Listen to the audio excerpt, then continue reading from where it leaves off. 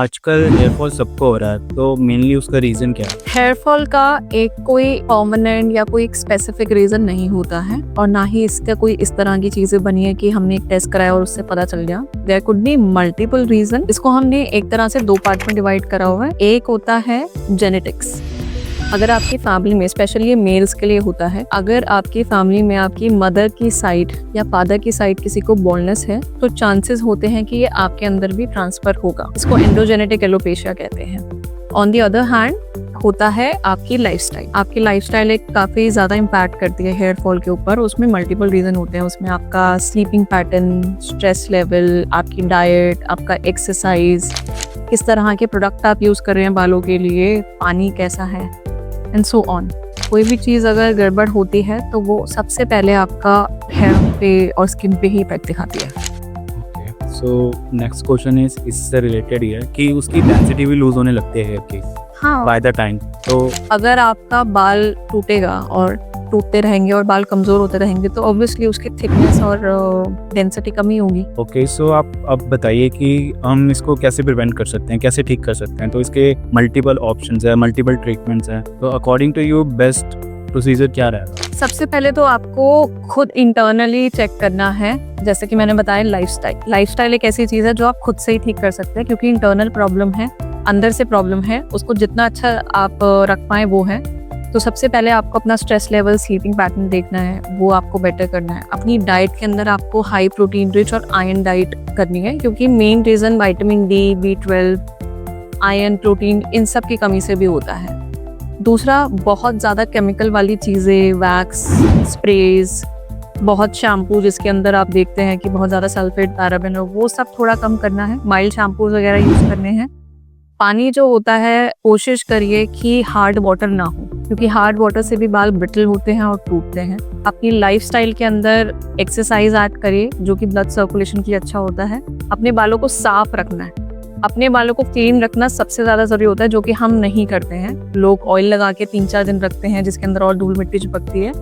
तो बालों को साफ रखना है, डाइट अच्छी लेनी है, एक्सरसाइज करनी है। बहुत सारे मार्केट में आजकल हेयर ग्रोथ सीरम्स अवेलेबल हैं, तो आप अंडर डॉक्टर गाइडेंस वो सब चीजें यूज कर सकते हैं। अगर आप बात करें कि घर में कैसे प्रिवेंट करना है, और अगर ऐसा लग रहा है कि नहीं, अब बहुत ज्यादा स्पेशली नेल्स के अंदर बॉल्डनेस आ गई है या थिनिंग आ गई है, तो उसके लिए मल्टीपल रीजंस होते हैं। तो पहले तो सबसे बेटर है कि अपने कुछ DIY करने से अच्छा है कि आप अपने पास के किसी डर्मेटोलॉजिस्ट, कॉस्मेटोलॉजिस्ट को कंसल्ट करें, उनको दिखाइए। वो आपको कस्टमाइज प्लान बना कर देते हैं, जिसके अंदर आपके टॉपिकल स्प्रे होते हैं, बायोटीन्स होती हैं, एंड उसके बाद मार्केट में आजकल बहुत सारी चीज़ें अवेलेबल है, like PRPs, GFCs, mesotherapy, exosomes. ये सारी चीज़ें जो होती हैं वो डायरेक्टली आपकी रूट्स को फोकस करती हैं और आपकी जड़ें उससे अच्छी होती हैं और इवेंचुअली आपकी थिकनेस और डेंसिटी इंप्रूव होती है। तो PRP से जाने से पहले मेरा एक क्वेश्चन है कि आपने बोला ऑयल, अब मार्केट में इतने सारे ऑयल अवेलेबल हैं, तो हाउ टू चूज दैट कि कौन सा ऑयल लगाना चाहिए, कौन सा नहीं लगाना चाहिए। और इतनी सारी रेमेडीज होती हैं कि ऑनियन हो गया, उसको पट या तेल लगा लो। Plan of home remedies first of all, और मेरी तरफ से ऑयल नहीं लगाओ तो ज़्यादा अच्छा है, क्योंकि as per scientific studies oil की इतनी कोई हमारी लाइफ में इम्पोर्टेंस ही नहीं है। हमारी लाइफ में क्या, हमारे बालों के लिए, क्योंकि ऑयल से आपके बाल और टूटेंगे, ठीक नहीं होने वाले। अच्छा, बट लोगों को लगता है कि हम तेल लगाएंगे, क्योंकि हमें शुरू से सिखाया जाता है कि तेल लगाने से बाल अच्छे होते हैं, तेल लगाने से बाल लंबे होते हैं। बट ऐसा कुछ भी नहीं होता है as per scientific studies. Oil की इतनी कंसिस्टेंसी नहीं होती है कि आपके स्कैल्प में वो डीप पेनिट्रेट कर दे और कुछ असर दिखा दे। Just a feel good factor, psychologically ज्यादा है। तो अगर आपको बहुत शौक है ना ऑयल लगाने का, तो बेटर है आप ऑयल लगाइए, चंपी करिए, उससे ब्लड सर्कुलेशन अच्छा होता है, और 1 से 2 घंटे बाद उसे धो दीजिए। ओवरनाइट नहीं रखना है। और ऑयल आपको अनियन ऑयल, कैस्टर ऑयल, इसके अंदर जड़ी बूटियां बहुत सारी, वाले तेल भी आ गए मार्केट में, कोई फायदा नहीं है। आप अपना normal coconut oil, olive oil, mustard oil कुछ भी लगाइए, क्योंकि वो सिर्फ आपके बालों को सॉफ्ट बनाता है, कंडीशनिंग इफेक्ट देता है, और उसको लगाने से आप अगर चंपी करेंगे तो ब्लड सर्कुलेशन अच्छा होता है। वो आप कोई भी ऑयल से कर सकते हैं। तो मुझे ये बताइए कि बेस्ट ट्रीटमेंट कौन सा रहेगा? आपने बताया PRP, और हेयर ट्रांसप्लांट भी है, चीज़ें करते हैं, तो इसमें से डिफरेंशिएट कैसे करें? वो पहले एक तरह से ये बहुत ही वास्ट टॉपिक है, बट अगर उसको थोड़ा कंक्लूड करें तो मैं आपको एक सिंपल तरीके से समझा देती हूँ। पीआरपीज, जीएफसीज जो इस तरह की थेरेपीज होती है वो होती है अगर हमारे स्कैल्प पे जड़ें अभी भी हैं, अगर रूट्स हैं, बालों में से थिनिंग आई है तो उसे ले सकते हैं। ऑन दी अदर हैंड जो ट्रांसप्लांट होता है वो होता है बॉल्ड लोगों के लिए। अगर प्लेन हो गया वो सरफेस एकदम चिकना हो गया है तो वहाँ पे रूट्स नहीं होती, फिर आप चाहे पीआरपी कराओ, जीएफसी कराओ, 10 मेडिसिन लो, कुछ नहीं होगा, वहाँ ट्रांसप्लांट होता है। तो ये बहुत सिंपल सी चीज़ है।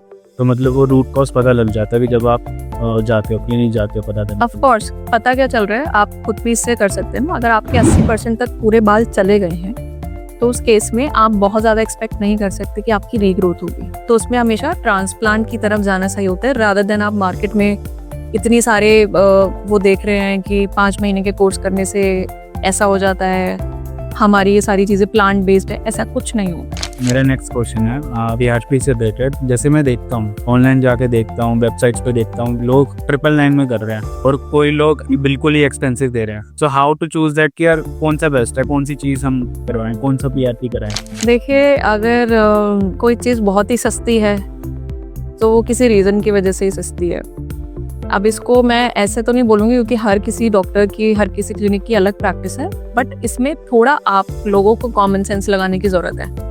कोई चीज़ इतनी सस्ती मिल रही है आपको ये ध्यान रखना है कि ये कोई भी एनजीओज नहीं है जो फ्री में ट्रीटमेंट कर रहे हैं, कहीं ना कहीं कॉस्ट कटिंग सारी है। आपको समझ में आता है ना क्वालिटी और क्वांटिटी में। अगर 999 की आप 20 कर रहे हो, इवेंचुअली कोई क्वालिटी पे अगर फोकस कर रहा है वो 5 कर रहा है, उसमें डिफरेंस आ ही जाता है।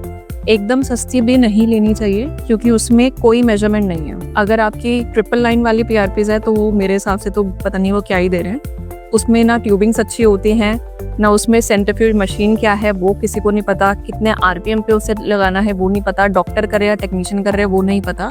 तो ऐसा मत करिए कि आप इवेंचुअली आपको फायदा ना हो, ठीक है। तो ये तो लोगों को थोड़ी कॉमन सेंस लगानी चाहिए। और रही बात आपने बोला कि महंगी पीआरपी, इससे देखिए वो हर किसी क्लिनिक का स्टैंडर्ड हो जाता है, उसमें फिर बहुत सारी चीजें इंक्लूड हो जाती है, उसके बारे में नहीं कह सकते, बट एक क्वालिटी ऑफ पीआरपी 999 या 1999 में नहीं होती है। और अगर आप कभी भी पीआरपी प्लान कर रहे हैं तो एटलीस्ट 3 to 4 सेशंस उसके लीजिए और महीने के गैप पे बस। ओके, सो जाने से पहले मेरा लास्ट क्वेश्चन है कि पूछना चाहता हूँ कि जो काफ़ी लोग घर पे होम रेमेडीज वगैरह करते हैं, बहुत सारी चीज़ें अप्लाई करते हैं, तो इंस्टेंट ऑफ दैट उनको डॉक्टर से जाकर कंसल्ट करना चाहिए, जो नहीं करते हैं।